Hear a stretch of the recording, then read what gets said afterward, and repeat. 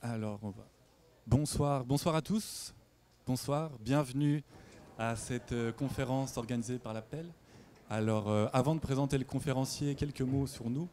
Donc, on s'appelle l'Appel, on est l'association de permaculture estudiantine lausannoise. On a un jardin de 200 mètres carrés environ qui est près du Biofort. On organise des conférences régulièrement, dont celle-ci. Le prochain semestre, il y aura un cycle de conférences qui sera aussi organisé sur le thème des ressources. On vous en dira peut-être quelques mots plus tard. Et on organise aussi chaque été, depuis 2 ans maintenant, des cours certifiés en permaculture, des CDP, après la session d'examen d'été. Donc les ouvertures ouvrent au printemps, vous pourrez vous inscrire. Voilà pour ça. Et puis, sans plus attendre, quelques mots sur le conférencier par Marjane.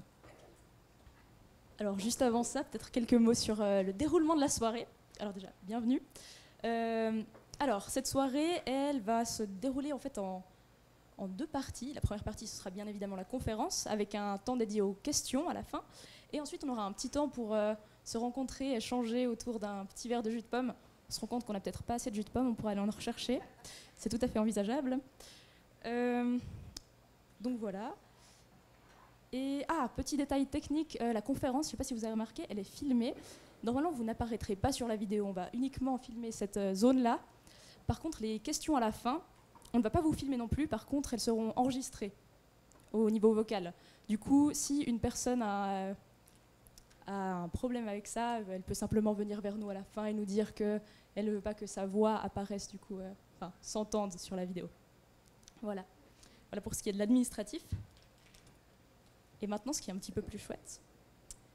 Alors, donc ce soir, vous êtes venus pour assister à une conférence de monsieur Ernst Schurcher, qui va vous parler ce soir des arbres. Et il faut que je retrouve ma feuille. Oui, donc ce soir, on a Ernst Schurcher qui nous parlera des arbres dans leur relation avec le temps, avec la culture, avec différents cycles naturels et évidemment en lien avec les défis climatiques actuels et à venir. Les arbres entre visibles et invisibles pour une action efficace face aux défis climatiques. C'est Ernst Schurcher tout de suite. Merci. Merci beaucoup.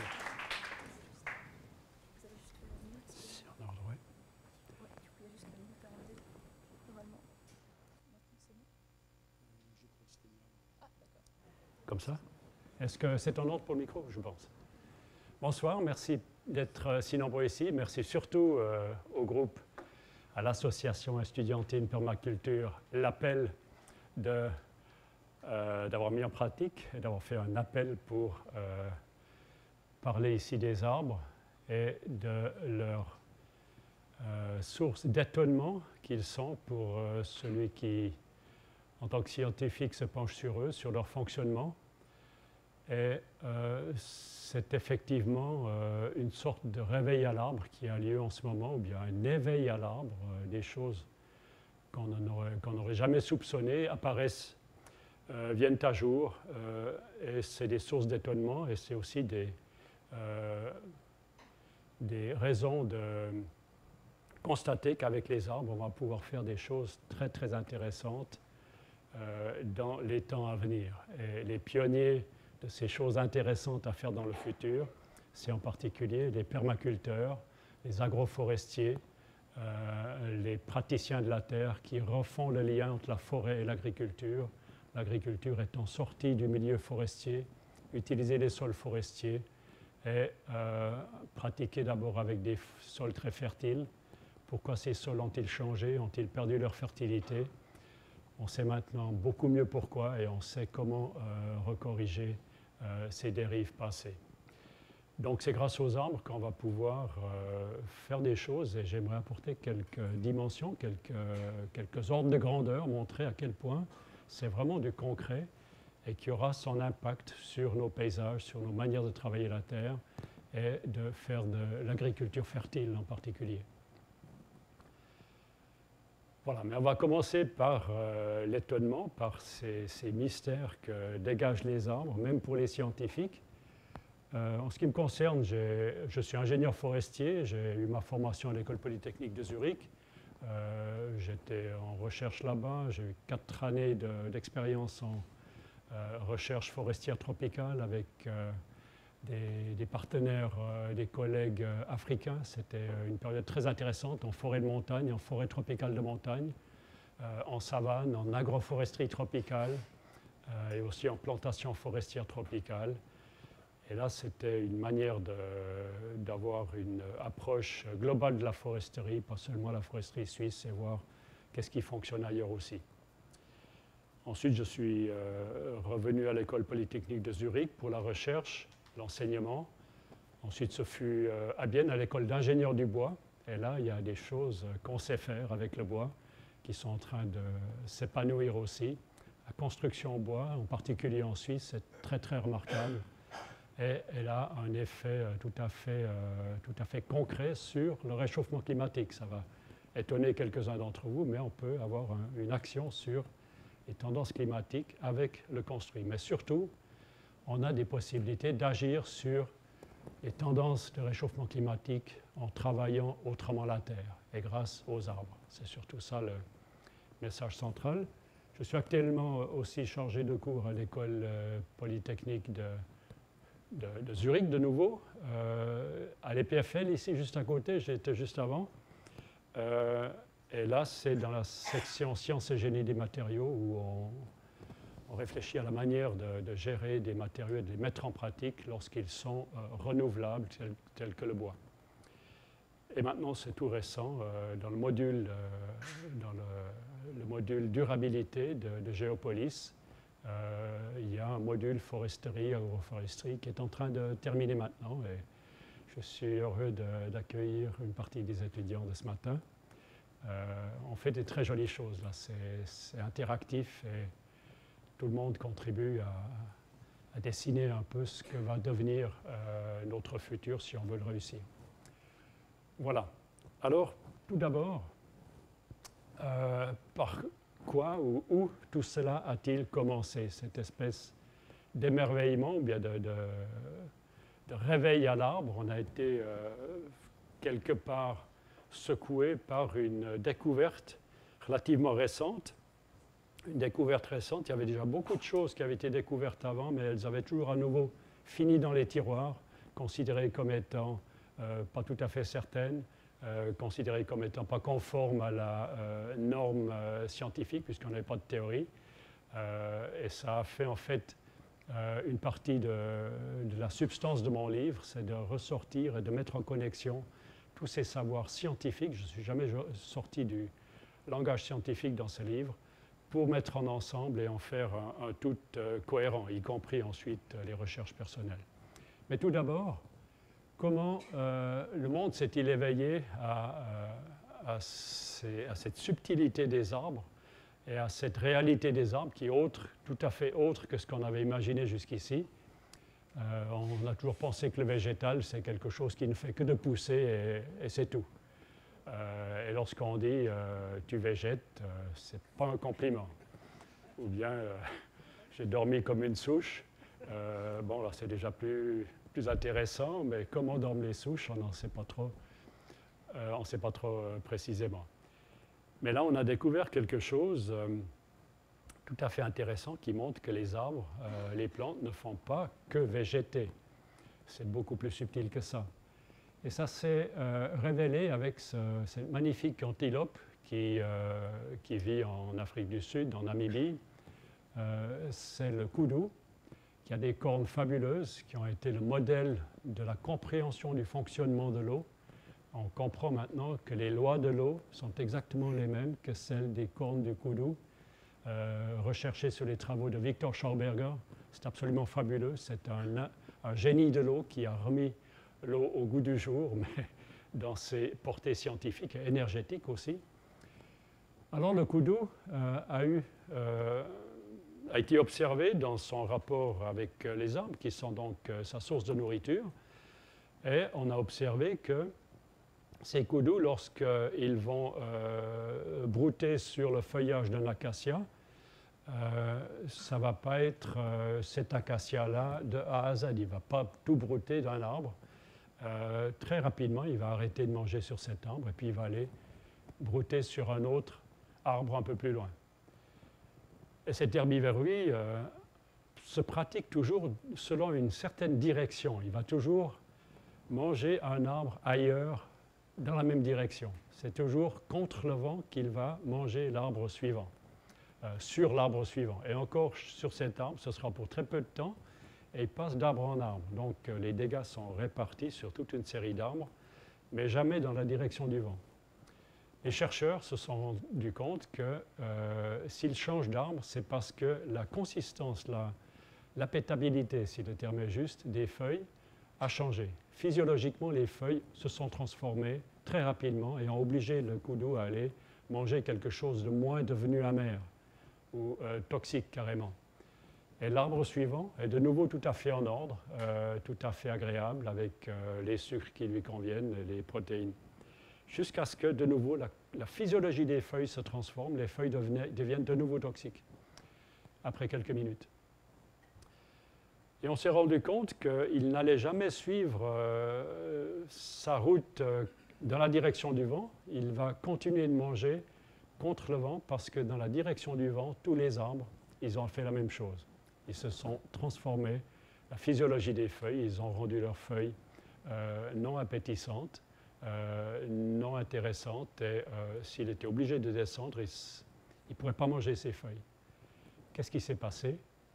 Il y a eu un message de l'arbre primairement attaqué, émis, et maintenant on comprend que c'est un message gazeux qui a été perçu par les arbres sous le vent, et ces arbres ont immédiatement reçu le signal « Attention kudu », c'était l'alarme kudu chez les acacias, et ceux qui sont sous le vent ont changé leurs feuilles.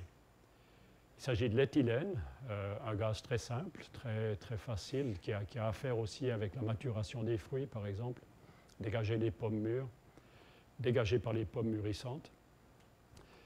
Et cet éthylène est donc le porteur du message. Donc on voit que cette communauté d'arbres, ce n'est pas simplement des arbres qui vivent aveuglément les uns à côté des autres, ils forment une communauté, ils ont des signaux à se dire « Attention, il y a un kudu qui se promène par ici ».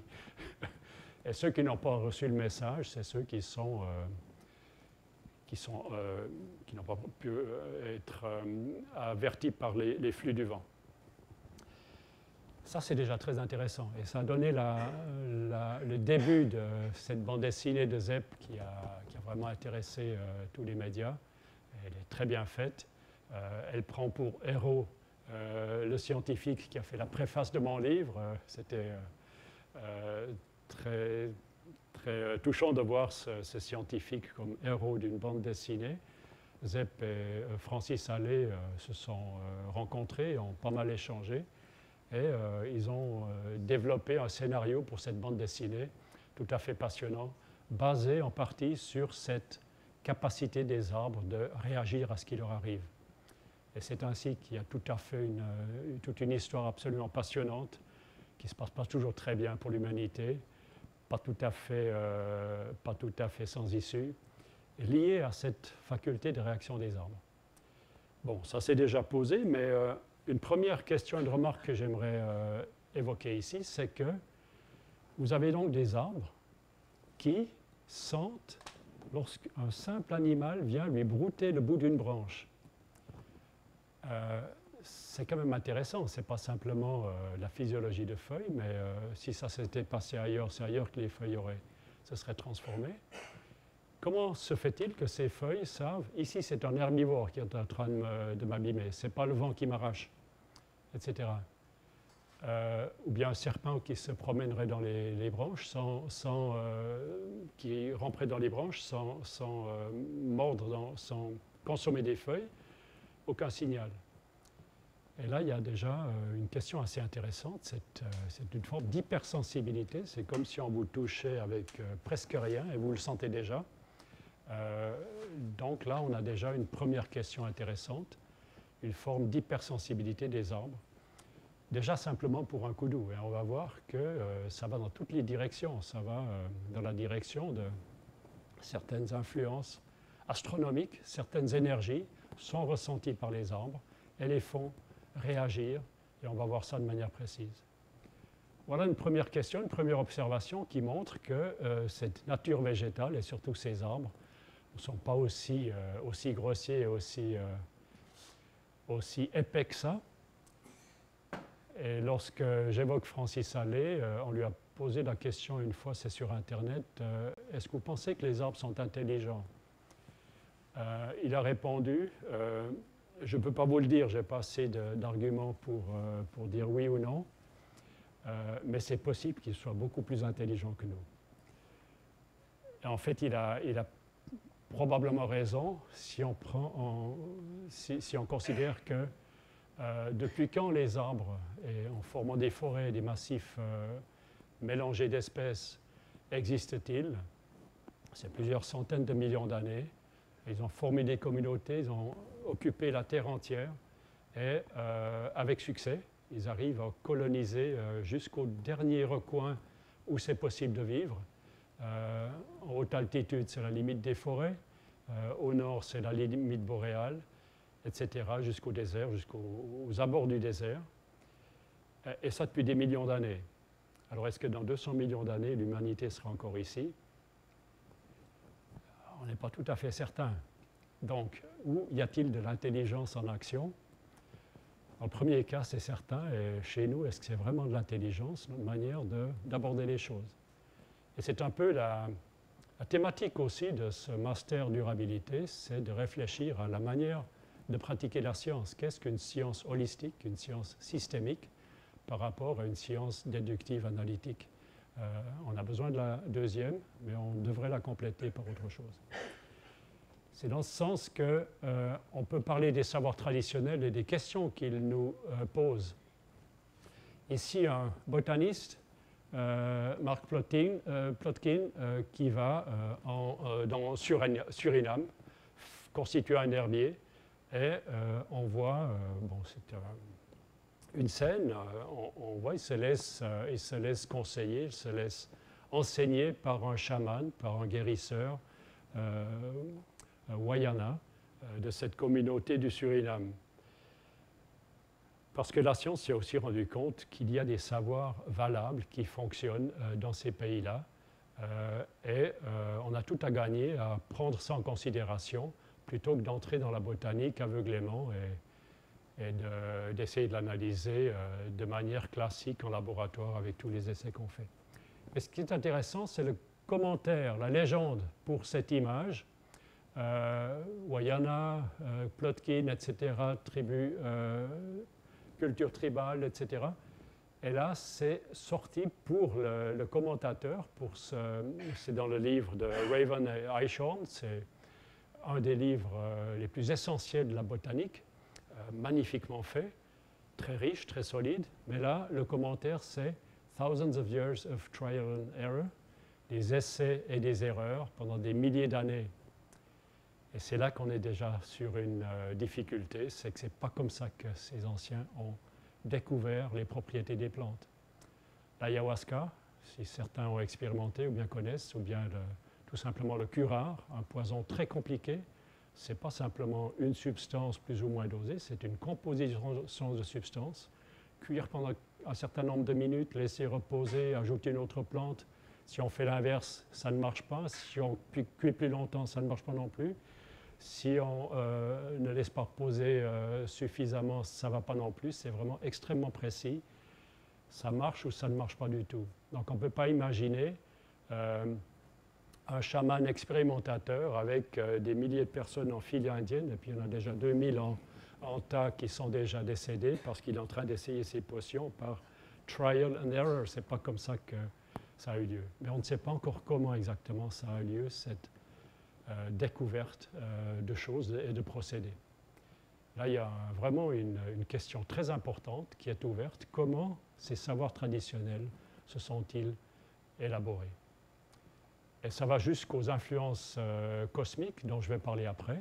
C'est encore une fois des savoirs qui viennent de très loin et on est en train de les valider scientifiquement, mais on ne sait pas exactement comment ils ont réussi à trouver ça.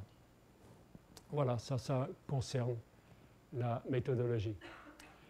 Concernant ces recherches sur, ça c'est un peu mon cœur de recherche, sur la chronobiologie, l'étude des rythmes des arbres en lien avec le facteur temps, l'effet des saisons. Mais là, il y avait un grand champ de recherche qui s'ouvrait, qui m'a toujours intéressé, c'est il n'y a pas que l'effet du soleil.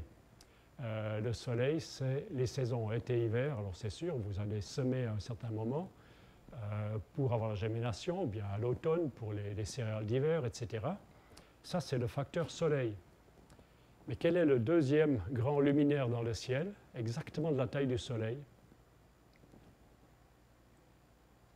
C'est la Lune, naturellement.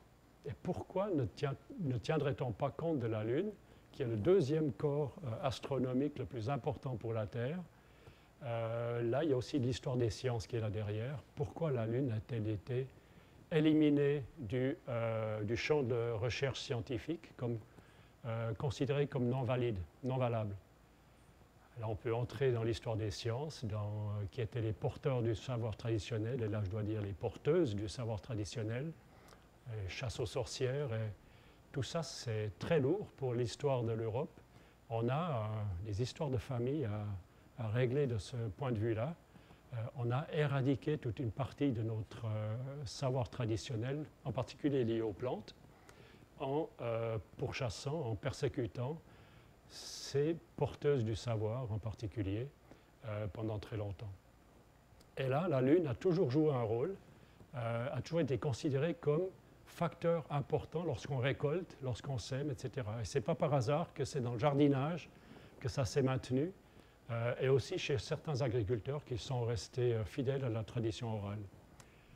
Donc, ma question était, déjà depuis l'époque, avant d'aller en Afrique, mais à ce moment-là en particulier, de faire des tests pour voir si ça marche, ces histoires lunaires des anciens. Mon grand-père était un de ceux-là. Et on a fait des tests de germination dans des pépinières tropicales où tous les critères étaient constants, durée du jour pratiquement à l'équateur, température constante à travers toute l'année. Il fallait juste arroser lorsque c'était la saison sèche. Mais tous les autres critères étaient très réguliers. C'était beaucoup plus simple qu'ici.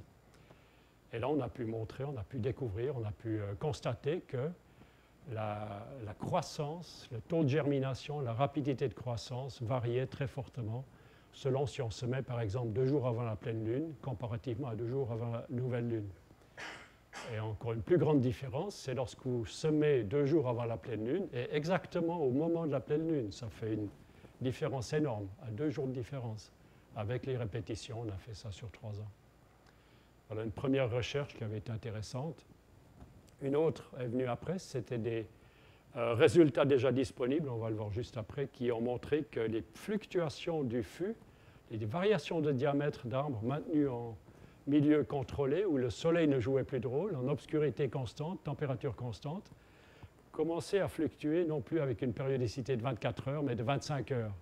Des marées gravimétriques dans les fûts des arbres. Et ça, on a pu le montrer avec des collègues italiens. Je vais le montrer juste après. On a mis des électrodes sur les arbres. Un autre travail, ça a donné une thèse. Et on a pu montrer aussi que les courants bioélectriques des arbres fluctuent en fonction des phases lunaires et des marées journalières. Ensuite, vous avez les bourgeons des arbres qui pulsent, et vous avez même quelque chose d'étonnant, c'est ce qu'on peut simplement symboliser par ce cône de séquoia, mais ça irait très bien avec un cône d'épicéa ou un cône de pin. Là-dedans, vous avez un des secrets de l'univers, pas seulement du monde, parce qu'il y a le nombre d'or qui est inclus dans la structure du cône. Vous avez la série de Fibonacci. Et là, c'est des mathématiques qui gèrent le système solaire, la périodicité des planètes. Je n'aurai pas le temps d'en parler ici, mais c'est jusqu'à la géométrie des plantes que vous avez encore de l'astronomie dans une façon tout à fait étonnante. Donc le facteur temps et le facteur espace, la géométrie et le temps s'entrecroisent dans les arbres. Mais là, on va parler du temps. Par exemple, les fluctuations des courants électriques dans les arbres. Les courants électriques, on aura peut-être un mot concernant les fluctuations du flux. Je n'ai pas mis la courbe ici. C'était ensemble avec des chercheurs italiens et français qui avaient déjà publié, mais sans soulever l'hypothèse lunaire. Et là, on a pu montrer que les variations de la gravimétrie, c'est-à-dire les forces d'attraction de la Lune, s'exercent sur la Terre tous les jours et toutes les nuits, sans arrêt. On est en ce moment peut-être en phase de haute marée, et puis ce sera bientôt dans 12 heures, marée basse. Même si vous êtes au milieu d'un continent, c'est visible pour la mer avec les océans, mais là, vous avez la croûte terrestre qui monte et qui descend de 30 cm à peu près, tous les jours, 2 fois. Et là, on a pu constater que les arbres pulsent dans leurs dimensions. Ils ont quelques centaines de millimètres pour un petit arbre qui augmente en diamètre et ça rediminue. Et ça, c'était un magnifique moment. On a pu publier ça dans la plus prestigieuse des revues. C'était vraiment, en anglais, un breakthrough, un moment, un passage intéressant. C'est dans Nature qu'on a publié ça en 1998 et ça a ouvert ensuite des écluses pour d'autres recherches et d'autres confirmations de ce critère, de ce facteur lunaire. Ce que je veux montrer ici, c'est parce que ça va nous permettre de bien comprendre comment fonctionnent les arbres dans leur rapport aux êtres humains en particulier. C'est cette étude sur les potentiels bioélectriques des arbres. Là, c'était un jeune électrotechnicien qui voulait faire sa thèse de l'université d'Innsbruck qui m'a demandé est-ce que vous auriez un thème sur les arbres. Ça m'intéresse, il était très intéressé aux arbres et à ses savoirs traditionnels. Alors j'avais déjà fait des expériences chez moi sur mes arbres privés de maison, électrodes tous les matins, voltmètre, et puis je voyais que ça variait sans arrêt, et puis j'avais l'impression, je notais un peu, que grossièrement ça variait aussi selon les phases lunaires. Alors je lui ai dit, bon, alors vous allez étudier ça simplement. Il a fait des millions de mesures. Il a mis une douzaine d'électrodes sur certains arbres, y compris la mise à terre, pour avoir vraiment un arbre sous contrôle absolu. Il était comme un patient d'hôpital avec toutes les électrodes partout. Et il observait comment vivait cet arbre bioélectriquement. Et ce qui est sorti, c'est juste un graphique parmi beaucoup d'autres, c'est que le potentiel bioélectrique de l'arbre, il a fait l'intégrale de toute l'électricité sur le fût, ça varie de pratiquement 0 à 40 millivolts. Et pour les techniciens parmi nous, c'est pas mal de courant. Et ça varie avec des pulsations visibles. Il y a des maxima et des minima.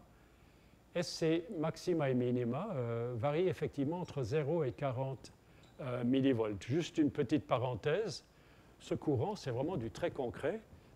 Les Péruviens ont développé un système basé sur un jeune arbre en pot. C'est l'arbre dans une motte de terre. Et avec ça, électrode, ils arrivent à faire briller une ampoule LED. Et tout ça, c'est grâce à la photosynthèse, au fonctionnement de l'arbre visible et l'arbre souterrain. Les électrodes au bon endroit, suffisamment d'énergie pour se faire un peu de lumière. Voilà, ça c'est... Et probablement, si on mesurait le flux de lumière de cet arbre péruvien, on aurait une pulsation lunaire. Parce qu'ici, vous avez une pulsation, en fait, des maxima et des minima qui se succèdent. Là, c'est autour des jours de pleine lune. Et là, vous avez la courbe des marées gravimétriques, c'est-à-dire les forces d'attraction, la variation de la gravimétrie terrestre, qui est le gros du sujet, c'est 70 kg pour une personne, et ça varie de quelques milligrammes de plus ou de moins, selon comment passe la Lune. Et ça, c'est la courbe de variation en microgalles. Microgalles, c'est les unités de variation du champ gravimétrique lunaire sur la Terre. Et les maxima, pour la bioélectricité, c'est toujours lié aux maxima de gravimétrie. Donc là, on a montré que, électriquement, les arbres sont en synchronicité avec les cycles lunaires journaliers. On va voir que ça peut être même plus que ça. Ce qui est intéressant sur cette représentation, c'est la courbe bleue qui montre à quel point tout pulse. La courbe bleue, c'est la pression atmosphérique. Par temps calme, vous avez une pression donnée, ça ne va pas encore passer à la pluie lorsqu'il fait beau, ou bien inversement. Et par temps calme, vous avez également une fluctuation de la pression atmosphérique. Là, c'est les données en millimètres en hectopascal. Et là, vous avez une fluctuation de la pression atmosphérique. Et puis, curieusement, cette pression atmosphérique montre les mêmes tendances, pas tout à fait identiques. Il y a des déplacements, c'est beaucoup plus fluide. Mais vous avez carrément une série de maxima et de minima qui correspondent. Donc, vous avez aussi une espèce de respiration de la Terre, de l'atmosphère terrestre, en phase avec la Lune. Vous avez des marées atmosphériques, en plus d'avoir des marées gravimétriques et des marées géologiques. Et le débit d'une source se mesure aussi ainsi, et elle fluctue. La source donne une fois plus, une fois moins, selon la Lune. Et si vous avez un puits, vous pouvez mettre un flotteur sur le puits, vous allez voir que ça monte et ça descend de quelques millimètres en fonction des phases lunaires. Et les arbres sont là, électriquement, sensibles à ça. Ce que je disais avant, c'est qu'au courant de tout un mois lunaire, vous avez les marées très marquées autour de la nouvelle Lune, autour de la pleine Lune aussi. Et là, au premier quartier et au troisième quartier, les marées sont beaucoup plus faibles. Ça, c'est les marins connaissent bien le phénomène. Eh bien, les potentiels bioélectriques en millivolts ici, sur les peupliers, c'est un autre essai, une autre recherche, varient aussi en amplitude. Les plus amples sont ici et en phase, naturellement, et diminuent en amplitude et recommencent et rediminuent. Donc, c'est assez général. Et certains arbres sont en contresens des autres. Ce n'est pas schématique. Mais là, on voit bien que les peupliers sont très liés aussi à ces cycles lunaires. J'avais mentionné les bourgeons des arbres et une intuition magnifique d'un chercheur autodidacte écossais, Lawrence Edwards, a été tout à fait étonnante dans ses résultats. Bon, il avait une bonne intuition des arbres, il a beaucoup observé, il a même développé une géométrie particulière qui avait une autre approche des volumes et des mouvements. Et son intuition, c'est que les bourgeons des arbres ne sont pas constants dans leur forme. Et sa question est comment est-ce que je vais capter la forme du bourgeon avec un seul chiffre. Donc il a développé une géométrie pour définir un facteur lambda qui définit la forme du bourgeon. Lorsque c'est cette forme-là, un œuf pointu contre en haut, ou bien lorsque c'est un ovale, un ovoïde symétrique dans les deux sens, ou bien lorsque c'est comme un œuf pointu contre en bas, ça sera 2, 1 et 0,5. Il a pu développer toutes les formes avec un simple facteur lambda, facteur de forme. Ça, c'était son outil. Et ensuite, il a photographié des milliers de fois des bourgeons de certains arbres, des hêtres, des chênes, des merisiers. Il a fait des milliers de photos, c'est encore la manière classique, développer les photos, agrandir les photos et mesurer la forme des bourgeons jour après jour. Et là, il s'est rendu compte, ça c'est pour le merisier, le cerisier sauvage, qu'il y avait une fluctuation du facteur de forme qui variait entre 3 et 2,7 au courant de l'hiver. Et lorsque on arrive au printemps, le facteur de forme lambda tombe dans la cave carrément, devient négatif parce que le bourgeon s'ouvre.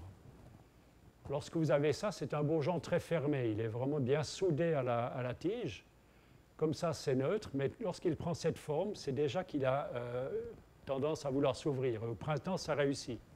Donc pour chaque arbre, il y a une petite pulsation pendant tout l'hiver où le bourgeon essaye d'éclore. Et il réussit au printemps. Et là, il y a une rythmicité de 15 jours qui a été découverte par Lawrence Edwards. 15 jours. Pour le merisier, c'est 15 jours et c'est une rythmicité lunaire, c'est le changement de la pleine lune à la nouvelle lune. Et il s'est rendu compte d'une chose étonnante, c'est que c'est une rythmicité pleine lune, nouvelle lune pour le cerisier, mais pour d'autres arbres, c'était lorsque la lune était en alignement ou en opposition à certaines planètes. Et ce qui est étonnant, c'est que les très anciens savoirs, on ne savait pas trop qu'en faire, alors qu'on avait quand même du respect face à ce qu'ils avaient découvert. Les alchimistes avaient déjà établi des rapports entre certains arbres, certains métaux, certaines forces, certaines divinités même. Et les bourgeons du chêne, devinez avec quoi, avec l'alignement de quelle planète ils pulsent. quel est le symbole du chêne?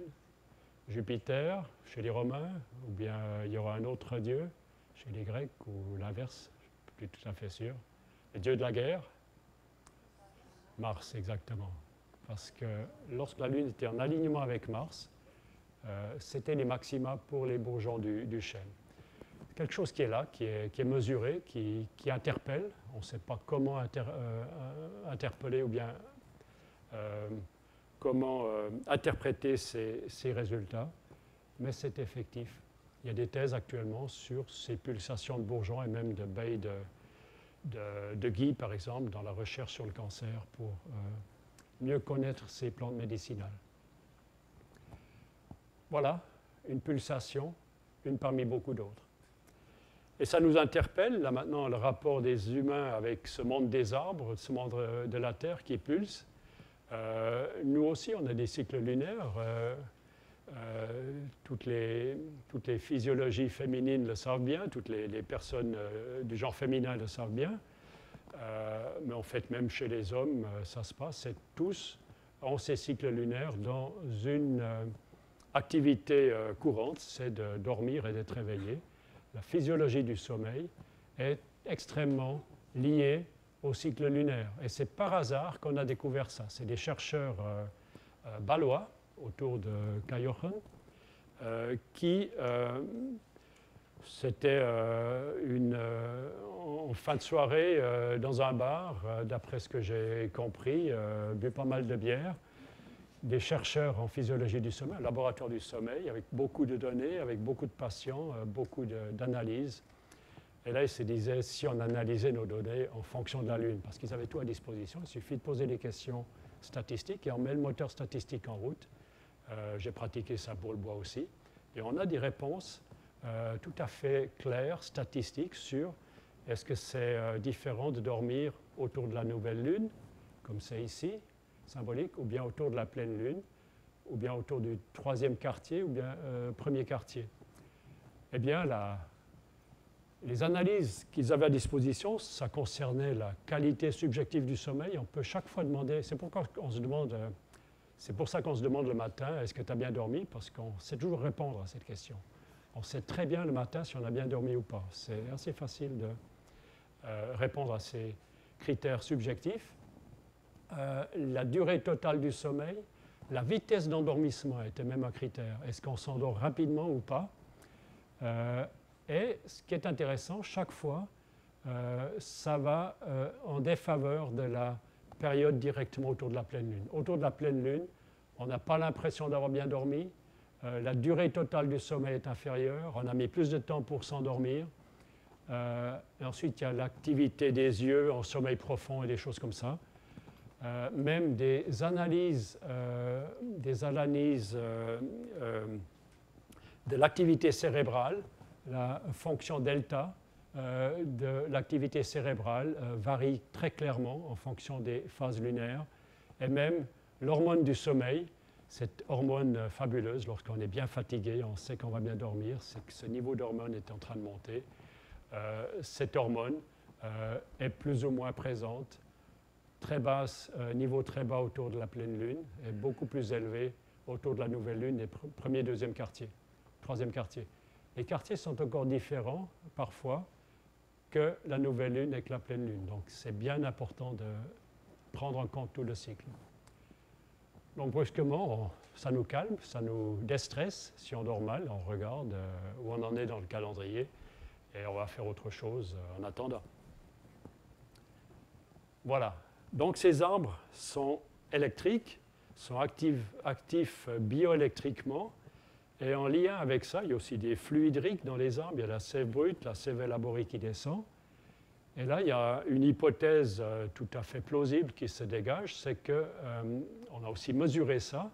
Les arbres sont actifs électromagnétiquement. Ils émettent des signaux électromagnétiques. Et ils perçoivent des signaux électromagnétiques. On peut utiliser un arbre comme antenne pour percevoir des signaux électromagnétiques. Ça, c'est une publication dans Nature qui le montre clairement. Et ces fréquences électromagnétiques ont été mesurées. Il y a pas seulement une fréquence, il y a toute une gamme de fréquences et quelques maxima dans certains domaines. Et il y a en particulier des fréquences ultra basses dans les potentiels des arbres. Et c'est même des pulsations géomagnétiques liées au magnétisme terrestre. Ces fréquences ultra basses sont de l'ordre de 4 à 7 ou 8 Hertz. C'est des pulsations par seconde, c'est très très lent. Et ces pulsations très basses sont en fait aussi perceptibles sur la Terre en tant qu'organisme. C'est la fréquence de Schumann qui se mesure et qui est reconnue comme elle était d'abord postulée théoriquement, on l'a mesurée ensuite. C'est une fréquence de 7 à 8 Hertz, 7,4 ou 7,8, entre 7 et 8 Hertz. Ça, c'est la fréquence de la Terre. On appelle ça la pulsation cardiaque de la Terre. C'est très très lent. Et les arbres sont aussi dans cette fréquence-là. Donc on pourrait très bien comprendre que les arbres soient en connexion avec cette pulsation, soient en phase avec la pulsation de la Terre. Et ce qui nous intéresse, nous, les êtres humains, c'est qu'est-ce qu'on a, nous, comme fréquence cérébrale? On a des fréquences cardiaques, on a des fréquences respiratoires. On pourrait beaucoup parler de ça, c'est aussi très intéressant, c'est lié aussi à ces cycles. Mais les fréquences cérébrales, il y a toute une série qui se distingue, alpha, bêta, gamma, θ. Et lorsqu'on est en phase de réveil, pas tout à fait éveillé, une espèce de rêve éveillé, d'émergence du sommeil, on est en phase θ et on est très proche de cette fréquence de Schumann et de cette fréquence des arbres ultra basse. Et ce qui est intéressant, c'est que les enfants en particulier ont la faculté, sont encore dans ce fonctionnement beaucoup plus que nous. Les enfants, avec leur manière de rêver éveillé, ils ont une fréquence θ beaucoup plus marquée et ça se perd un peu. Ou bien ça se cultive. Peut-être certains artistes cultivent-ils cette fréquence pour être capables d'imaginer, d'avoir de la fantaisie et d'être hors norme pour la manière de penser. Donc brusquement, on se dit, mais ce qu'on considérait comme étant de la poésie, du romantisme, aller se mettre en contact avec les arbres, est-ce que c'est simplement de la représentation? Est-ce que c'est du placebo? Ça devient beaucoup moins simple, beaucoup moins trivial, si on sait qu'on est en fréquence avec les arbres à ce moment-là. Si on se met en phase de méditation, on se met en phase de synchronicité avec les arbres. Ou bien dans l'autre sens, si on s'approche des arbres, peut-être les arbres nous aident-ils à nous mettre plus facilement en fréquence θ, par exemple. Ils nous aident à méditer correctement, à retrouver notre fonctionnement d'enfant. Et là, j'aurai quelques hypothèses qui permettraient d'expliquer pourquoi est-ce aussi bon d'entrer en forêt, pourquoi les arbres sont-ils en train de nous faire des cadeaux magnifiques. Et je suis en train de récolter des histoires que les gens en particulier ont eues avec des arbres. C'est des choses fabuleuses, chaque fois différentes, mais un peu de cet ordre-là. Voilà, ça c'est l'arbre en lien avec l'homme, avec l'être humain, qui est beaucoup plus proche, qui est beaucoup plus interactif. Et si vraiment vous voulez avoir une interaction avec l'arbre dans l'endroit où il pousse, parce que l'arbre il n'a pas de souliers, il a des vraies racines, il est enraciné dans le sol. Et nous, on a vécu pendant des centaines de milliers d'années connectés au sol. C'est très récent qu'on a mis des hauts talons ou bien des semelles en caoutchouc. Enlevons les souliers et on se reconnecte avec ce qu'on a toujours été jusqu'à maintenant, c'est-à-dire connecté à la terre, pendant un certain temps avec des semelles en cuir, mais le cuir conduit de l'électricité, il est toujours un peu humide, donc le courant peut passer à travers le cuir, pas à travers le caoutchouc. Eh bien là, si vous faites ça, mais vous enlevez juste les souliers, probablement que ça sera beaucoup plus fort, beaucoup plus concret. La médecine est en train de découvrir les effets du grounding, de la mise à terre. On se rend compte que les inflammations des membres inférieurs redescendent, rediminuent lorsqu'on se met en connexion avec la terre électriquement, parce que la terre est chargée électriquement, et là on a nous-mêmes, nous sommes aussi comme les arbres des êtres électriques. On a de nouveau ce flux électrique, un flux d'électrons qui nous retraverse comme il le ferait normalement, naturellement. Et ça avère avec les antioxydants, ça empêche les phénomènes d'oxydation et d'inflammation qu'on voit même avec les infrarouges. Donc tout ça c'est lié, c'est extrêmement plausible. On a un monde intéressant qui s'ouvre là. Voilà, maintenant on va parler un peu de l'arbre dans sa manière de pousser par sa nature propre et aussi ce qu'il signifie, ce qu'il représente pour la Terre dans son ensemble. En fait, lorsque vous observez une forêt, elle constitue toujours un ensemble qui est protégé dans sa propre enveloppe. Une forêt, ce n'est pas un mélange aléatoire d'arbres. Vous avez vraiment une structure forestière, on la voit bien ici.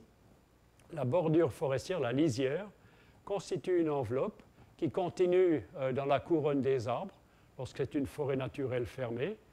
Et à l'intérieur de la forêt, vous avez les porteurs de couronne, c'est donc les troncs des arbres, et ça recommence, ça redescend pour la lisière de l'autre côté, par exemple. Et là, vous avez des ouvertures dans la forêt qui permettent à la régénération d'entrer dans la lumière et d'accéder à la couronne. Mais ce qui est important, c'est que cette forêt, et chaque arbre individuel, pousse déjà de cette manière à constituer une enveloppe de fleurs, mais ensuite de feuilles. Et lorsque vous avez des arbres dans les parcs qui poussent librement, où aucun bétail ne va manger les branches du bas, vous avez la couronne qui descend carrément jusqu'au sol. Et les branches s'enracinent parfois dans le sol, et l'arbre repart avec des rejets issus de ses propres branches. Donc ici, on a la notion d'enveloppe qui est très importante, qui est en train d'émerger aussi dans la recherche en biologie. L'enveloppe cellulaire est le lieu où se pratique l'intelligence cellulaire. Ce n'est pas le noyau cellulaire, c'est l'enveloppe cellulaire. C'est là-bas que tous les sens de la cellule, toutes les perceptions que nous on a, tous nos organes des sens sont déjà présents dans chacune des cellules. Et c'est grâce à la structure dans l'enveloppe et certaines protéines dans l'enveloppe qui laissent passer, qui filtrent, qui déclenchent, qui gèrent ces signaux qui viennent de l'extérieur. Et le noyau est juste là pour réguler, pour avoir des modes de fonctionnement, mais ce n'est pas du noyau que partent les réactions intelligentes des cellules. Vous regardez fonctionner une amibe, c'est déjà d'une intelligence fabuleuse. Les bactéries fonctionnent intelligemment. Et là, on se rend compte que c'est toujours lié à l'enveloppe. Même s'il n'y a pas de noyau dans les bactéries, il n'y a pas de noyau. Et c'est l'enveloppe qui leur donne l'intelligence. Donc la forêt, on peut comprendre que c'est l'enveloppe qui leur donne leur essence, leur mode de fonctionnement. Et en général, c'est un mélange d'espèces, des merisiers, des hêtres, en bordure, c'est plutôt des arbustes, des pruniers, des pruneliers, etc. Et cette enveloppe est très importante, parce qu'à l'intérieur de la forêt, vous avez un autre climat qu'à l'extérieur. Lorsqu'il fait chaud en été, vous entrez en forêt pour avoir du frais, mais c'est un air qui est ionisé négativement, comme près des rivières, près des cascades. Il a une autre qualité électrique maintenant. Il n'y a pas besoin de mettre d'électrodes, là c'est la qualité de l'air qui est chargée électriquement, autrement que dans les villes où c'est pollué, où c'est une ionisation positive. Et alors vous avez dans le sol le stockage de l'eau, la substance limitative. Toute la vie est liée à la présence d'eau et la forêt est l'organisme dans le paysage qui est capable de stocker l'eau et de la maintenir protégée grâce à l'ombre, grâce à cette enveloppe. Et maintenant, c'est très important de maintenir ces forêts un peu fermées pour que l'eau stockée ne s'évapore pas trop facilement lorsque le climat se réchauffe. Voilà. Est-ce que cette enveloppe joue un rôle pour une forêt individuelle? Ça devient clair, mais ça joue un rôle pour la Terre tout entière. Si on passe à un autre niveau maintenant, un paysage par exemple, là, toute cette couverture forestière qui est spontanée, toute l'Europe était couverte de forêts autrefois, la nature met des arbres en place sitôt qu'elle peut, eh bien, cette couverture forestière a une fonction très importante dans les cycles de l'eau, par exemple. On a mesuré, je ne vais pas entrer dans le détail, mais que pour les précipitations qui ont lieu à un endroit donné, en Europe, c'est à peu près 1 mètre de pluie par année, un couvert forestier évapotranspire 50 cm, 45 ou quelque chose comme ça. La moitié des pluies est évaporée par les forêts et ceci permet de constituer des nuages. Et une autre forme d'émission des arbres, des microparticules, des substances chimiques qui se reconstituent en haute altitude, sont envoyées et agissent comme des noyaux de condensation. Donc les arbres évaporent énormément d'eau, la moitié des pluies, pour faire des nuages, et ils provoquent les pluies à partir de ces nuages. Donc, la présence de forêt est à la fois source et stimulation de pluie. Vous enlevez la forêt, il n'y a d'abord plus de nuages, mais en plus, lorsqu'il y a des nuages qui viennent d'ailleurs, ils ne vont même pas provoquer des pluies à cet endroit-là, puisqu'il n'y a plus la forêt pour chatouiller les nuages, pourrait-on dire. Alors, qu'est-ce qui se passe pour l'autre moitié des précipitations? 50 cm sont renvoyés de manière extrêmement intéressante. Les nuages et les pluies sont importantes pour l'ensemble du système hydrologique, mais toute la végétation. Où est le reste? C'est ça qui est intéressant. Ça reste dans le sol, c'est un surplus. Les arbres ne renvoient que la moitié des pluies par retour d'ascenseur et le reste dans les sols et est diffusé lentement. Et c'est pour ça que vous avez des rivières qui coulent toute l'année. Quand ça va bien, cette année, on a commencé à voir que certaines rivières commencent à ne plus couler en été. Ce n'est pas très bon pour les truites. Et là, vous avez vraiment atteint les limites de la forêt. Mais ce qui est resté encore vert, c'est les forêts. Les sols des forêts sont restés humides. Ils n'avaient juste plus assez d'eau pour alimenter les rivières. Les sources, ça va encore mieux. Donc, le surplus, c'est l'aliment pour les rivières et les sources, c'est les nappes phréatiques. Donc, c'est l'eau souterraine. Vous avez deux eaux, l'eau aérienne et l'eau souterraine. Les deux sont tout à fait à la charnière des arbres et des forêts. Très important de bien comprendre ça pour ce qui nous attend si ça continue de se réchauffer. Et pour la Terre, là, ça devient intéressant. On a toujours cru que sous les tropiques, les arbres poussaient bien parce que il fait chaud et il fait humide sous les tropiques. Maintenant, les dernières découvertes de climatologues, de géophysiciens russes, Anastasia Makarieva et Viktor Gorchkov, ont découvert que, en fait, c'est exactement le contraire. S'il fait chaud, il fait de toute façon chaud aux tropiques parce que le soleil tape à angle droit. Le soleil est dans le plan de l'écliptique. Les tropiques ont le maximum de chaleur. Et là, vous avez un impact solaire maximum. Mais s'il y fait humide, c'est parce qu'il y a des arbres dans la ceinture tropicale. Vous regardez la végétation terrestre naturelle, elle est occupée de forêts tropicales, surtout le bassin amazonien. C'est des forêts extrêmement denses, extrêmement riches en espèces, en biodiversité végétale, animale. Et ces forêts sont capables de stocker énormément d'eau, stocker de l'eau. Et ici, vous avez l'impact solaire maximal dans cette forêt constituée de manière très compliquée, multi-étages. Cette forêt capable de recevoir cet impact solaire, faire la photosynthèse, avoir de l'eau à disposition, transformer cet impact solaire physique en énergie chimique sous forme de produits de photosynthèse, les sucres et ensuite les matières pour construire les arbres. C'est la transformation d'énergie solaire en énergie chimique et c'est de l'atténuation de l'impact solaire parce que ça se fait par évapotranspiration. Et le fait de transpirer 1 gramme ou 1 litre d'eau correspond à l'absorption d'énormément d'énergie. Si vous n'avez plus d'eau pour être évaporée à un endroit donné, avec ce soleil qui tape, vous avez un réchauffement énorme de la surface. C'est pour ça qu'on transpire en été, c'est pour nous redescendre la température. Et lorsqu'on ne peut plus transpirer, on est desséché. Alors le corps ne peut plus réguler sa température. C'est la même chose pour la Terre, mais elle fait ça avec les forêts.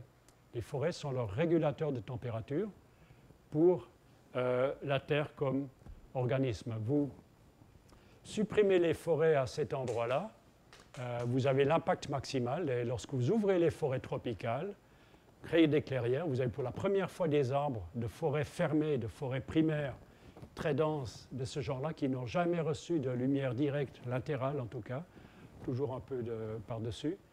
Pour la première fois, ils sont exposés à un plein ensoleillement, ils se dessèchent et ces arbres peuvent pour la première fois brûler. Avant, on ne voyait jamais brûler une forêt tropicale spontanément, mais depuis qu'on est en train de l'ouvrir, on provoque un dessèchement des dernières lisières qui restent et là, ça commence à pouvoir brûler. Donc, c'est très dangereux. La forêt commence à être sensible aux incendies alors qu'elle ne l'était pas autrefois.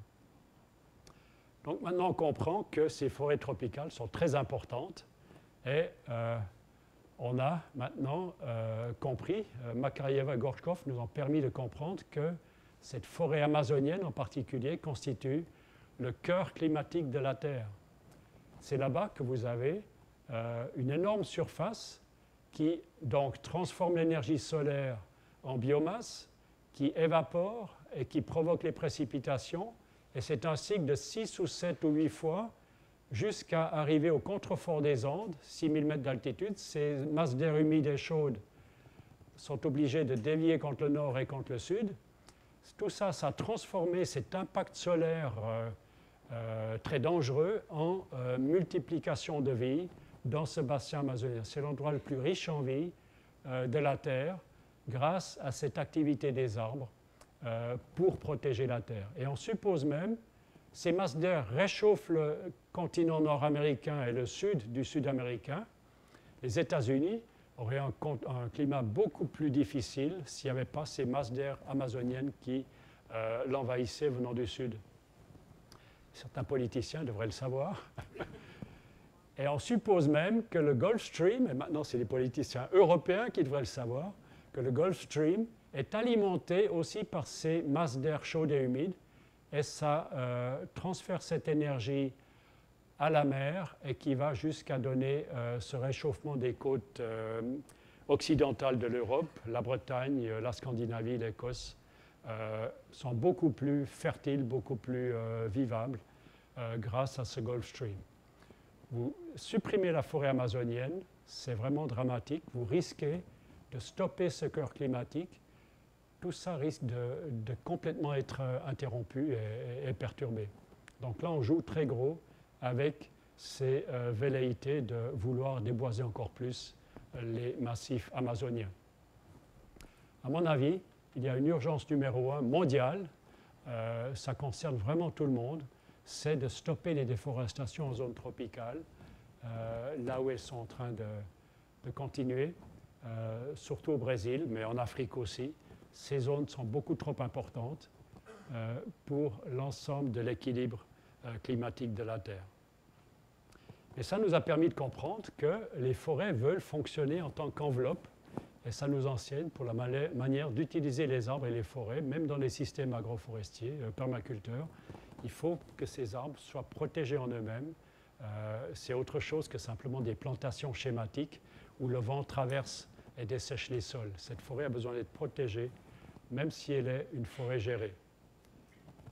Voilà.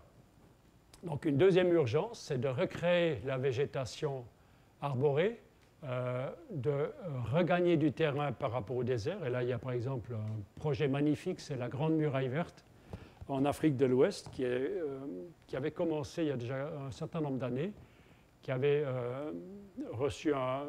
subi un ralentissement suite à des actions de terrorisme, mais maintenant c'est en train de repartir. Il y a toute une émulation au niveau politique, même international. Ça a été initié par le Sénégal, mais ils ont pu même gagner les gouvernements éthiopiens en passant par le Tchad, le Soudan, etc.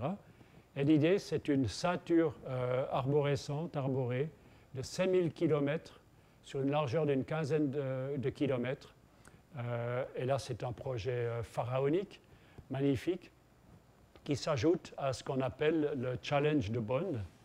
En 2015, 47 gouvernements, d'abord c'était une douzaine de gouvernements, maintenant c'est devenu 47 gouvernements et des organisations non gouvernementales, se sont mis ensemble et ont décidé, ont déclaré qu'ils vont se mettre à reconstituer leurs forêts et replanter des forêts sur des surfaces identifiées ou à mettre à cet effet à disposition jusqu'à 2050 à raison de 350 millions d'hectares. C'est énorme. La Suisse, c'est 1 million d'hectares de surface forestière. Donc il y a un magnifique projet international qui a lieu et dans lequel s'inscrit cette muraille verte, ici pour cette surface qui représente 15 millions d'hectares. Et il y a un projet mondial, 350. Et cette muraille verte africaine est déjà superbe, représente 15 millions d'hectares. Donc là, on aura vraiment du travail intéressant qui demande des spécialistes, qui demande des connaisseurs. Et une idée sur laquelle on est en train de travailler, c'est de ne pas seulement suggérer ou recommander que ce travail soit très bien payé pour que ce soit une ruée vers l'or vert pour une fois, plutôt que d'aller en Alaska pour revenir ruiné ou ne pas revenir du tout. C'est une ruée vers des plantations qui pourraient vraiment être intéressantes aussi au niveau pécuniaire. Je pense maintenant aux flux migratoires climatiques. On aura de plus en plus de gens qui sont obligés de quitter encore leur région, leur pays, à cause des changements climatiques, les inondations, la désertification qui continue encore, il faut aller contre. En plus des troubles politiques, tous ces flux migratoires sont en train d'arriver ici. Ils posent un problème. C'est un problème pour eux, c'est un problème pour les pays d'accueil. Et ici, on aurait au moins une alternative à offrir.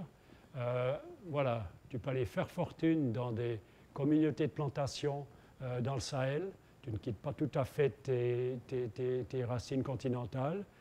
Tu seras très bien payé, beaucoup mieux payé que d'être quelque part dans un pays européen.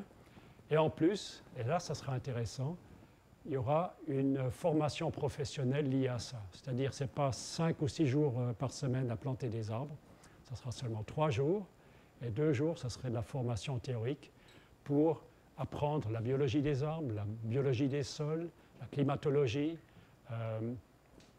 la gestion de pépinières, la gestion de la technologie des graines, des branches liées à la plantation d'arbres et la création de pépinières, y compris la comptabilité de pépinières, en plus de branches de base, des 1 ou 2 langues étrangères, les mathématiques, etc. Comment on fait la formation professionnelle chez nous?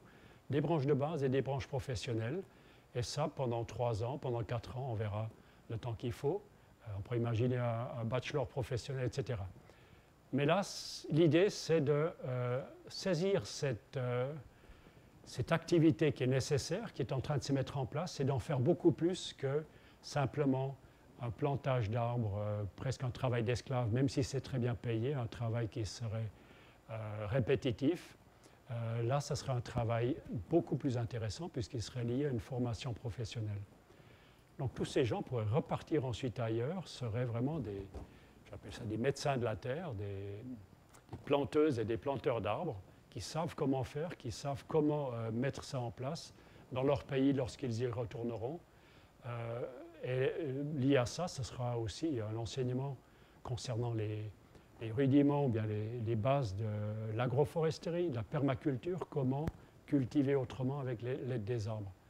Donc là, on aura vraiment quelque chose d'intéressant qui pourrait se développer sur cette nécessité de planter des arbres. Voilà. Et maintenant, faire tomber un peu l'atmosphère, où est-ce qu'on se trouve aujourd'hui. Dan Brown est toujours très intéressant parce qu'il prend des choses très actuelles comme trame de ses romans. Et dans Inferno, il a pris une publication qui est sortie dans The New Scientist en 2008, qui pour la première fois mettait ensemble toutes les tendances jusqu'à l'année 2000. Les tendances de concentration de CO2, perte de forêt tropicale, extinction d'espèces. C'est chaque fois les couleurs que j'ai représentées ici. C'est ces courbes-là. Elles sont toutes en train de prendre l'ascenseur. Et là, c'est vraiment dans ce problème qu'on se trouve tous, toute l'humanité. J'aime bien l'expression, on est dans le Titanic, même s'il y a une première classe et une deuxième classe, mais tout le monde est dans le même sujet. Si on laisse ce Titanic se fracasser contre un iceberg, il y a encore des chances de faire dévier pour arriver à un continent plus intéressant. Alors là, c'est les tendances. Et ce qui est intéressant, bien ça a donc donné la trame de ce roman de Dan Brown qui s'appelle Inferno. Si ça continue comme ça, c'est clair qu'on entre carrément en situation infernale pour toute l'humanité. C'est des problèmes inextricables si on n'arrive pas à changer. Eh bien, on est en train de découvrir, de se rendre compte qu'une autre approche de la nature, une autre approche de l'agriculture et surtout la prise en compte des arbres comme outil de travail permet de résoudre beaucoup de problèmes. On pourra en discuter après encore. Mais ce qui est affligeant, c'est ce qu'on raconte actuellement aux enfants. Ce que les médias Ici, c'est un journal gratuit d'un grand distributeur, je ne sais pas lequel des deux oranges c'était ici, un grand distributeur, c'est en allemand. On raconte aux enfants, bon, le réchauffement climatique, c'est le méchant soleil, c'est les transports avec les gaz d'émission, les gaz d'échappement, c'est l'habitat avec le chauffage, c'est l'industrie avec ses pollutions, c'est le transport aérien avec aussi ses énergies fossiles, c'est les forêts qu'on a brûlées ou qui sont en train de brûler. Et on raconte à cette pauvre petite fille, ce que tu peux faire, c'est faire une douche plus courte, c'est arrêter le radiateur lorsque tu vas dormir et baisser un peu le radiateur pour avoir 20 degrés et tu mets un pull. Est-ce que c'est tout ce qu'on sait leur raconter? C'est un tout petit peu maigre, je trouve. C'est affligeant. On n'a rien de plus intéressant à dire aux enfants. Ça fera simplement durer la catastrophe un peu plus si on n'a pas plus que ça à leur raconter. Et les enfants le sentent, qu'on est en train de leur raconter des choses pas du tout drôles. Mais pourquoi? C'est parce qu'on a oublié un des facteurs de réchauffement climatique, c'est ce cercle-là. Le grand absent du tableau, qui doit être pris en considération, c'est donc la trame de mon livre maintenant, pas Inferno, c'est que le grand absent de ce tableau, un très grand facteur de réchauffement climatique, c'est l'agriculture, et en particulier l'agriculture moderne. D'où l'agriculture a-t-elle reçu ses sols? C'était des sols forestiers. Les forêts de plaine ont été transformées en surfaces cultivées, très riches en matière organique. Tout ça, c'est du carbone, c'est du CO2 que les arbres ont placé dans le sol. Cette matière organique a donné des sols fertiles, et ces sols fertiles ont donné des cultures. Et on a compris qu'il fallait les réalimenter avec des engrais organiques, du lisier, du purin, du fumier.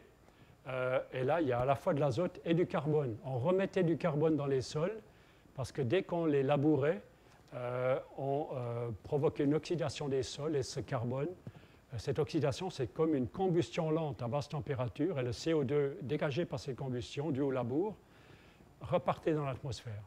Et ça s'est accéléré lorsqu'on a passé des engrais organiques aux engrais de synthèse. Beaucoup plus facile à gérer, c'est l'industrie des armements qui a voulu faire autre chose que des bombes. On a fait des engrais de synthèse qui ont NPK, azote, phosphore, potassium, zéro carbone. On ne remettait plus de carbone dès qu'on a passé à l'industrie, l'agro-industrie, à l'agriculture conventionnelle intensive. Et en plus, du fait que ces plantes devenaient malades à cause de ce changement de fonctionnement, il a fallu des pesticides pour essayer d'empêcher la multiplication des maladies, des prédateurs. Encore une fois, quelque chose qui a dégradé la vie du sol. Les pesticides ne sont pas à un seul effet, ils ont un effet multiple sur toute la vie, la microbiologie des sols. Donc ces deux effets ont provoqué un retour sous forme gazeuse de CO2 bloqué sous forme de matière organique dans l'atmosphère. Et là, c'est difficile de mettre les cercles autour de l'analyse ou bien le bilan de cet effet, mais certains estiment qu'une proportion de 20 ou 30% du réchauffement climatique est due à ce renvoi dans l'atmosphère et aujourd'hui aussi au fonctionnement de l'agriculture industrielle qui est basée sur des transports à grande distance. Pensez à la production de viande, c'est des aliments qui viennent d'un autre continent, on sait lequel. Et tout ça, c'est des problèmes très complexes qui sont très très lourds du point de vue climatique parce que c'est basé sur des énergies fossiles qui chaque fois envoient de l'énergie, du CO2 dans l'atmosphère. Le bilan de la forêt, c'est à peu près une calorie fossile, ça peut même être une calorie renouvelable pour produire 7 calories utilisables, donc des planches et des poutres. La forêt stocke plus de carbone qu'elle n'en nécessite pour donner ces produits transformés. L'agriculture, ça dépend des endroits, de la manière de calculer, c'est 12 calories fossiles sont nécessaires pour produire une calorie sous forme de carotte ou calories comestibles. Une fois qu'on sait ça, pour la viande, c'est 20 pour 1. 20 calories fossiles sont nécessaires pour produire une calorie de viande. Une fois qu'on sait ça, on peut se dire, mais cette agriculture, il faudrait tout de suite la fermer puisqu'elle est source de réchauffement climatique. Et c'est le but de ces nouvelles voies d'agriculture de changer ça. Alors on veut essayer de trouver des solutions pour cette ascension de teneur en CO2 dans l'atmosphère. On a passé depuis l'ère pré-industrielle à moins de 280 jusqu'à, ici c'était dans cette étude que j'ai mentionnée avant, l'an 2000, c'était 360. Et maintenant on est à 400 parts par million. Vous voyez à quel point ça prend l'ascenseur et c'est vraiment extrêmement inquiétant. Cet ascenseur, depuis 380 à 400 parts par million, depuis 2006 à 2015, en mars 2015, on a passé le cap des 400, eh bien, cette ligne est encore absolument linéaire. Il n'y a encore aucune inflexion qui pourrait signaler que les politiciens sont en train de se rendre compte, bien que l'économie est en train de se rendre compte, on ne peut pas continuer comme ça. On continue exactement. Là, l'iceberg est bien en face. Comment changer ça? Eh bien, on a cet merveilleux organisme végétal, c'est les plantes annuelles, c'est tout ce qui pousse, tout ce qui fait de la photosynthèse. Et je donne un chiffre pour l'arbre, on ne va pas entrer dans la chimie de la photosynthèse, c'est que pour 1000 kg de bois, analogue à la fabrication de glucose, le bois a une composition un peu différente. Pour 1000 kg de bois, il a fallu 1851 kg de CO2. Donc, chaque kilo de bois, c'est 1,8 kg de dioxyde de carbone. Imaginez le volume d'air que ça représente, puisque le CO2 est à 400 parts par million. C'est énorme. Et c'est capturé dans les arbres, sous forme de bois. Tant que l'arbre pousse, c'est du CO2 capturé. Donc, le problème maintenant, c'est, ou bien la chance, c'est de prendre ce carbone, de l'incorporer dans les sols pour les rendre de nouveau fertiles, ou bien de l'incorporer dans le bâti pour le bloquer pour la durée de vie du bâtiment. Ces deux outils d'une efficacité remarquable qu'on peut tout de suite mettre en place. On peut transformer notre agriculture très rapidement avec un effet de ce genre-là. Je vais juste mentionner un peu comment ça peut se faire. Mais c'est très efficace puisque pour chaque kilo de bois, vous avez pratiquement 2 kg de CO2 qui sont capturés et stockés. Donc, le problème à résoudre est très simple. Pour une fois qu'on a un problème simple à résoudre, on a un trop-plein depuis 300 à 400 parts par million, c'est ce qu'il y a en trop maintenant dans l'atmosphère. Mais je dis c'est une opportunité, c'est un cadeau. Ce que l'industrie du fossile a fait, c'est d'enrichir l'atmosphère. Et maintenant, on peut aller se servir. Mais comment se servir de ça de manière efficace?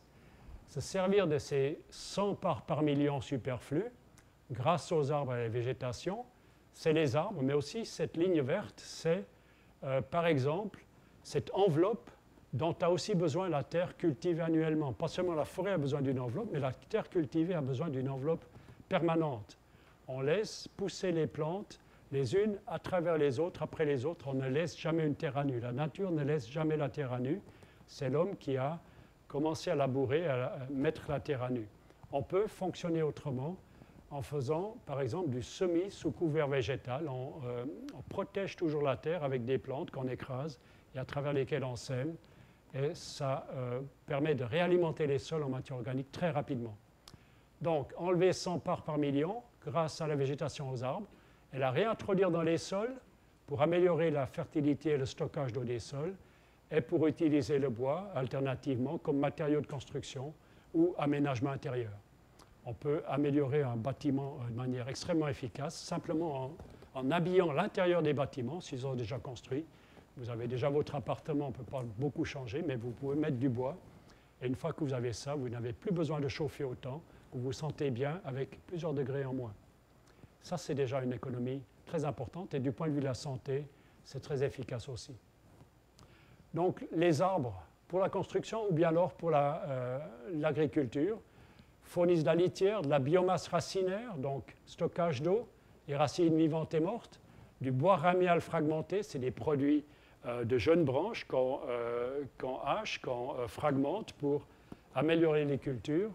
C'est du biochar, c'est du charbon de bois inspiré par les pratiques des Indiens d'Amazonie qui ont découvert une méthode d'ensemencer des sols avec un mélange de charbon de bois et d'éjection de cuisine, de déjection humaine, mises à fermenter, qui ont un effet d'engraisser les sols ou bien d'enrichir les sols, d'amender les sols de manière permanente. Depuis que ces communautés indiennes ont été éradiquées à cause de nos maladies lorsque les Espagnols sont arrivés, ces forêts se sont refermées, mais sous les arbres actuels, on retrouve ces terres noires d'Amazonie, la terra preta des Indiens. Et ces terres sont restées fertiles jusqu'à aujourd'hui. Maintenant, les cultivateurs qui vont recultiver ces terres se rendent compte que ça pousse d'une manière fabuleuse. Et c'est un secret de fabrication indien, du savoir ancestral. On ne sait pas comment ils ont eu cette idée, un cadeau des anciennes cultures remarquable, et qui nous permet de fonctionner autrement dans notre gestion des sols.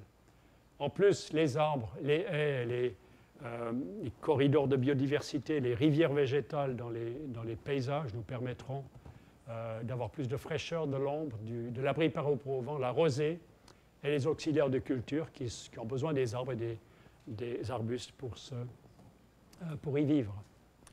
Voilà ce qu'on peut faire.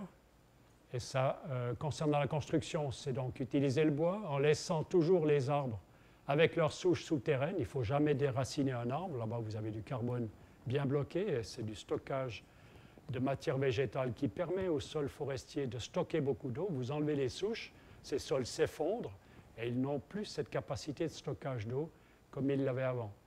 C'est très grave, par exemple, dans les Landes, de déraciner des arbres pour utiliser la matière racinaire comme source d'énergie, parce que les sols sont complètement effondrés après ça. Voilà, construire avec du bois. Et là, c'est le bilan dont j'ai parlé avant. Le bois contient un certain nombre de calories d'énergie stockée, cette énergie solaire transformée en énergie chimique qu'on peut retrouver lorsqu'on brûle le bois.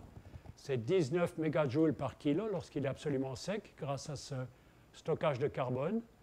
Eh bien, pour transformer le bois, on peut calculer quelle est l'énergie grise nécessaire à la sylviculture, au transport du bois rond jusqu'à la scierie, combien d'énergie pour scier les bois, pour faire des planches, des poutres, combien d'énergie pour alimenter les séchages techniques, les séchoirs techniques pour avoir du bois séché correctement pour les charpentiers, les menuisiers.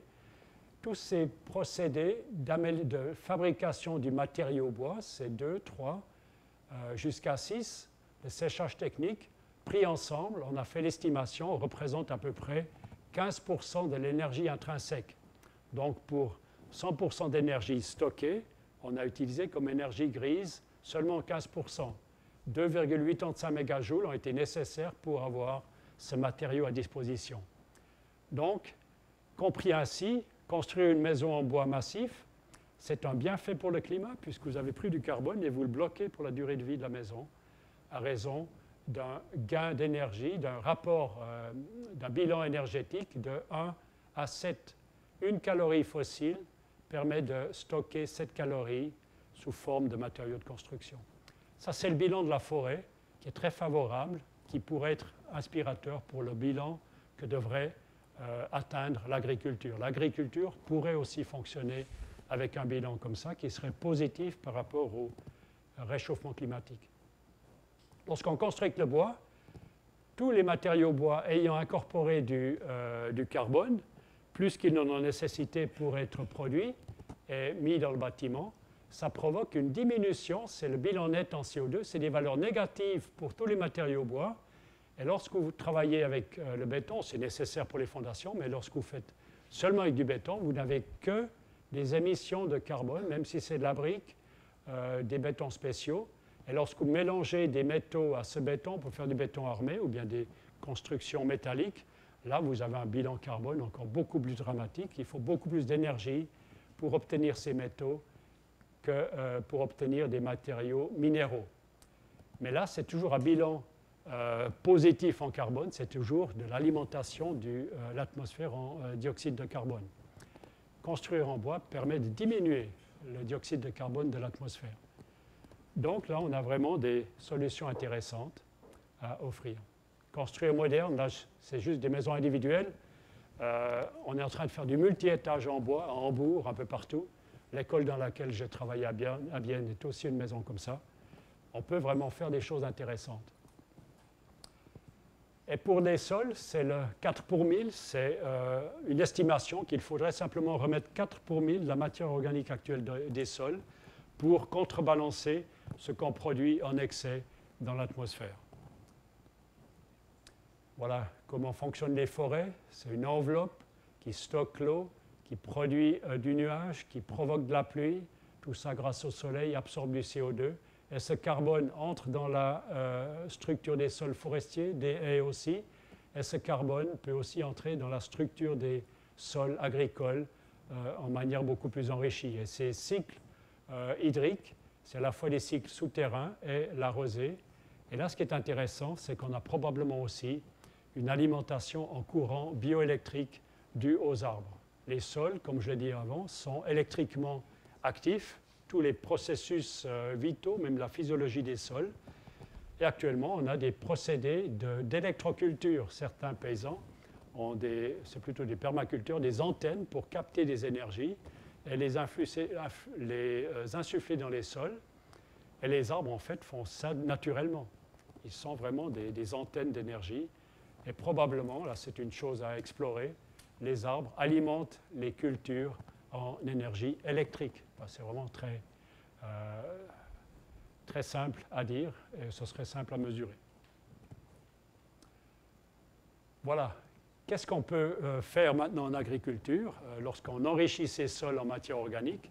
C'est donc ces couverts végétaux. On a une trame de plantes qu'on écrase à travers lesquelles on sème. Cette couverture végétale, d'abord, c'est des plantes très utiles qui vont fixer l'azote, qui vont pouvoir être maintenues sur les sols, écrasées comme engrais verts. Et la génération suivante va les traverser en ayant moins d'adventices, de concurrence. Et un paysan, par exemple, dans le Gers, en France, obtient ainsi du maïs qui a 5 mètres de haut. C'est vraiment un champ en dimension réelle. Dommage, ils ont même coupé le maximum ici. C'est un champ avec un maïs de 4 à 5 mètres. Et vous savez quelle taille le maïs a atteint cette année chez nous. S'il poussait, c'était des petites choses comme ça parfois. Donc là, vous avez vraiment des méthodes extrêmement efficaces. Et certains collègues de Christian Abadie, des chercheurs français, estiment qu'on peut, par cette méthode, incorporer dans les sols jusqu'à 1 tonne par hectare et par année de matière organique, de carbone. Donc c'est vraiment des outils très efficaces, beaucoup plus que 4 pour 1000 seulement. Et là, vous avez quelque chose d'absolument passionnant. Ce qui m'a étonné le plus ces dernières semaines, une amie m'a envoyé une séquence d'un homme qui a développé un système de culture en but, ce que vous faites probablement aussi, avec un couvert végétal extrêmement important. C'est Philippe Forer, Abondance végétale. Regardez ça sur Internet, sur YouTube. C'est absolument renversant. Ça donne vraiment envie de commencer. Moi, je fais ma 2e butte cet hiver selon ce système.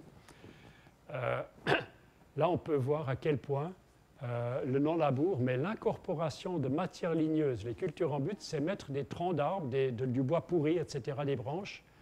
Surtout lorsqu'on est dans un jardin, on ne peut pas faire de la scierie, de la menuiserie. On a beaucoup de matériel ligneux. On peut faire du BRF, mais aussi faire des buttes avec du ligneux dans le sol. Et ça, c'est d'une fertilité incroyable sur plusieurs années, carrément des dizaines d'années, le temps que se décompose ce bois. Et on voit sur cette séquence à quel point c'est fertile et ça se ressème carrément. Les salades reviennent année après année, les pommes de terre reviennent après. Il n'y a pas besoin de ressemer. Voilà. Alors pour terminer cet aspect, le problème, c'est donc les derniers chiffres ont déterminé que l'humanité est en train d'émettre 39,5 milliards de tonnes de CO2 fossile dans l'atmosphère par année. Et la nature essaye de combattre ou bien de contrebalancer cette émission de 39 milliards de tonnes en absorbant quelque chose comme 10 milliards de tonnes par les couvertures végétales, les forêts encore actuelles, et 10 milliards de tonnes, c'est à peu près ces chiffres, par les océans qui absorbent aussi du CO2 par le plancton. Donc la nature arrive à reprendre 20 milliards de tonnes par année et le surplus, 39,5 moins 20, ça donne 19,5 qui continue de faire grimper au-delà de 400 parts par million. Ça, c'est le problème.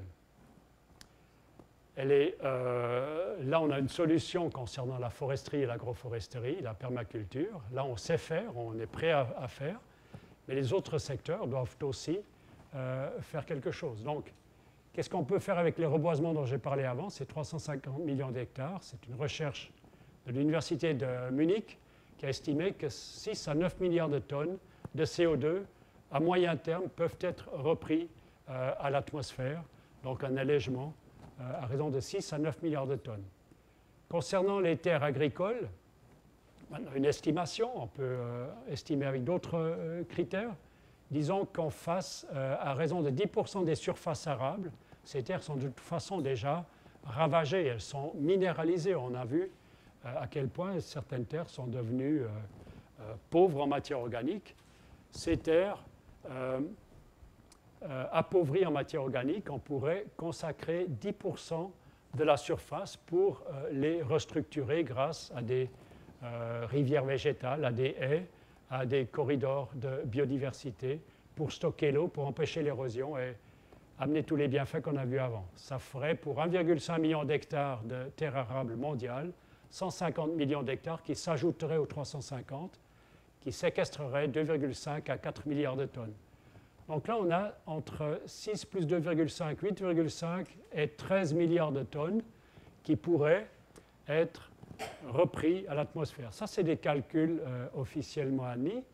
Et là, c'est beaucoup plus rapide puisque cette incorporation de carbone est beaucoup plus rapide en agriculture qu'en foresterie. Là, on a des cycles beaucoup plus rapides qui permettraient de recapturer. Mais ça nous permet d'atteindre un niveau maximum de 13 milliards de tonnes par année de reprise et d'amélioration des sols et de restructuration des sols. Mais on n'en est pas là. On est encore en train d'émettre un surplus de 19,5 milliards.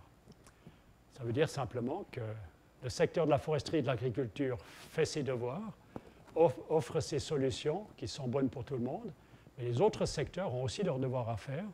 Par exemple, le transport. Les constructeurs automobiles, on ne devrait pas être obligés d'acheter des voitures qui ne sont pas conformes aux vrais besoins du transport. Il existe dans les tiroirs des constructeurs, en Allemagne par exemple, des plans de voitures à 400 kg la voiture qui consomment 1,5 litre d'essence au 100 km. Pourquoi pas rendre ce genre de voiture obligatoire, tout comme on a des limitations de vitesse sur les autoroutes. On ne peut pas rouler à 250 km sur les autoroutes alors que les voitures le permettraient.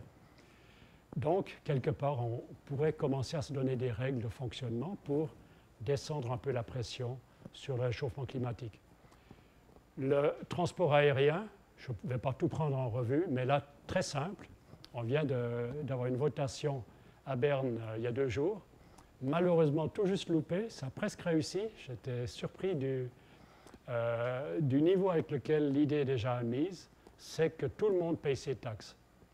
Comme vous payez 1,70 franc l'essence, qui coûte au départ, je ne sais pas combien, 40 centimes peut-être, eh bien, le transport aérien paye aussi ses taxes, il paye son kérosène, comme tout le monde, 1,70 franc. Et ça changerait pas mal de choses, puisque le transport en commun pourrait être remis en équilibre par rapport à ce transport artificiellement trop bon marché.